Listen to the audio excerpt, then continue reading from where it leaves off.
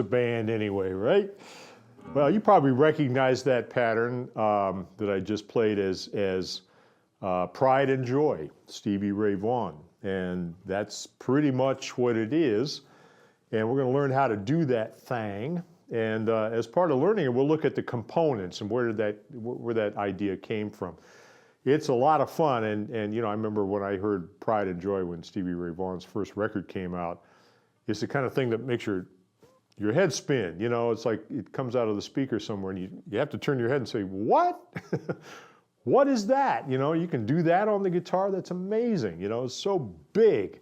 Now, we've looked at compound rhythms before. Remember our compound boogie? Right? It's pretty much the same idea, but we're just expanding on it a little bit. And there's some specific techniques involved that it's a fine line between doing it with comfort and flow and having it sound a little bit choppy and stiff. And very important to know where that line is and how to cross it. Okay, now what's going on there is essentially, there's two ways to look at it. One is that it emulates the sound of the boogie woogie piano. Now this is at the very heart of the blues sound of the 1940s.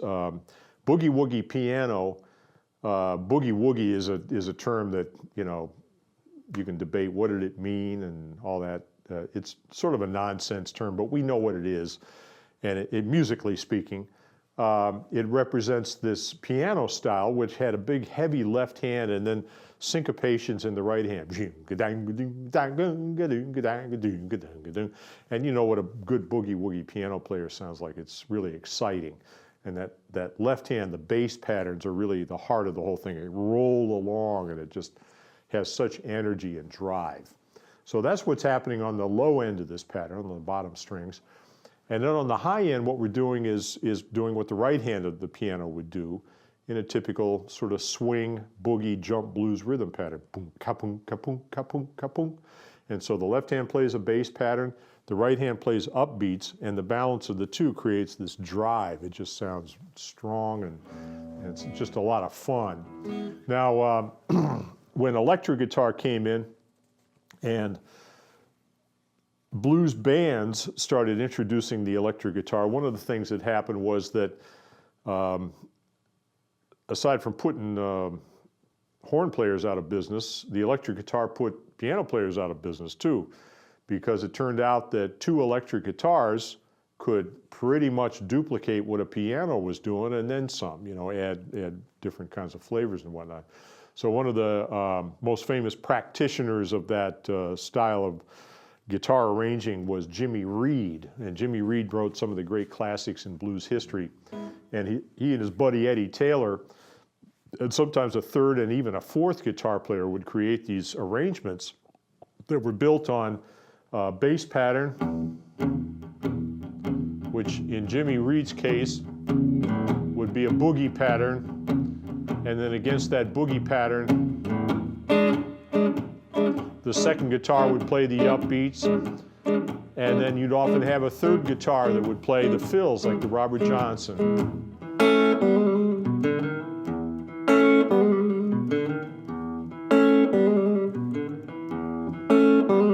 So when we learn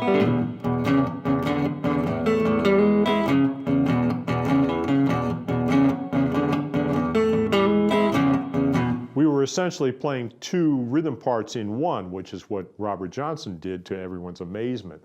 Now we're taking a slightly different approach to the same idea of combining rhythm parts. So here's where to start. This works in the key of E. Stevie Ray Vaughan tuned down a half step to E flat, but it's the same as. So we start with the bass pattern. And he played a very simple version of the bass pattern, which is open E, the G sharp, which is at the 4th fret on the 6th string, B, 5th string, 2nd fret, then the 6th degree of the scale, which is C sharp, 4th fret of the 5th string, and finally E on the 4th string. So it's a very easy pattern to finger. open, third finger, first finger, third finger, and then come back down to the low string and up again, and then repeat. So third, first, third, first, third. All right.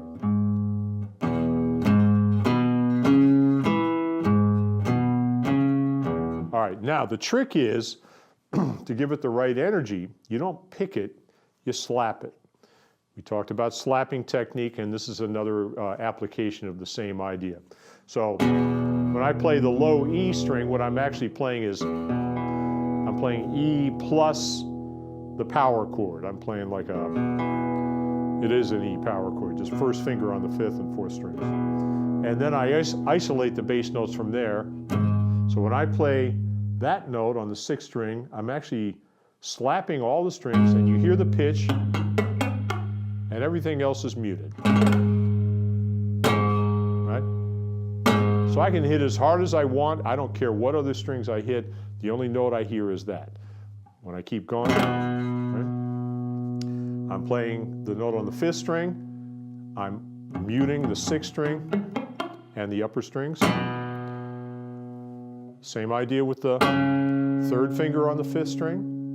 Now, on the fourth string, I use my index finger to fret the note. It's actually the side of my index finger. The tip mutes the fifth string. My thumb mutes the sixth string. The side of my finger mutes the high string.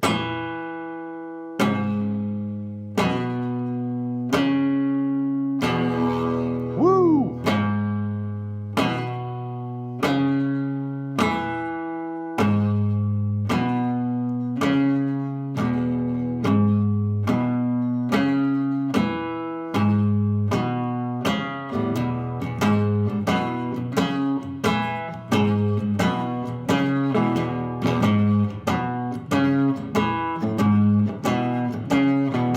And so on. Now, you can hear when I hit that low string real hard, it goes wow, you know.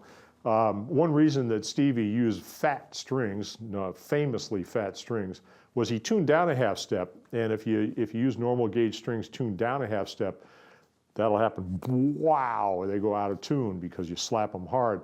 And so the fatter strings help stiffen it up. I've got 11 through whatever that is down there, I don't know, 46 maybe, which is probably a little light for this pattern, because when I smack it hard, you can sort of hear it go sharp. But you can adjust your technique slightly to get that effect without going out of tune. So anyway, the first thing to practice is play that bass pattern on E and isolate every note, except for the first one there.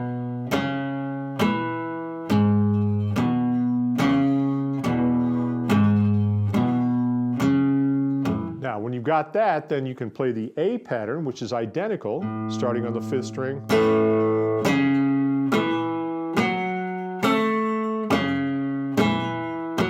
Back to E.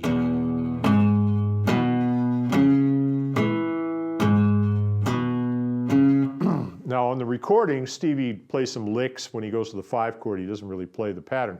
We'll learn the pattern so that you can be consistent through the 12 bars. So it's B, and then you go up the neck, 5th string, 6th fret. Right, so it's the same exact pattern based on the B note. So all that's required is a position shift.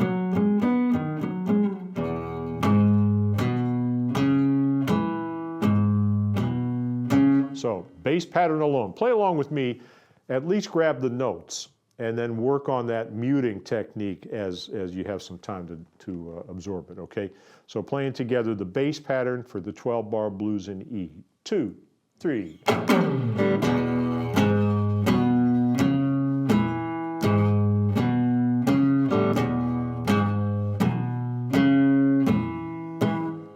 A.